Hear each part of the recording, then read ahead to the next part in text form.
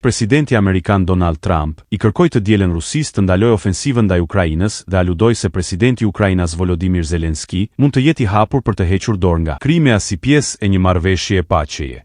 Nga New Jersey, ku foli për gazetarët, Trump shprehu zhgënjimin e tij për vazhdimin e sulmeve ruse dhe tregoi se takimi i tij me Zelenskyn, i zhvilluar një ditë më parë në Vatikan, kishte kaluar në mënyrë pozitive.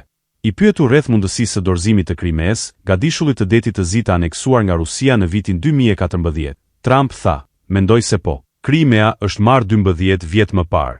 Ai fajsoi për këtë zhvillim ish presidentët Barack Obama dhe Joe Biden, duke theksuar se Krimea u mor pa qelluar asnjë plumb dhe duke shtuar. Kjo është lufta e Bidenit, jo lufta e Trumpit. Sipas Trumpit, përpjekjet aktuale të Washingtonit për të ndërmjetësuar një zgjidhje për konfliktin 3 vjeçar në Ukrainë përfshin njohjen e kontrollit të Rusisë mbi Krimen dhe disa territore të tjera të pushtuara. Ndërkohë, planet evropiane dhe ukrainase favorizojnë shtyrjen e diskutimeve territoriale deri pas arritjes së një armëpushimi.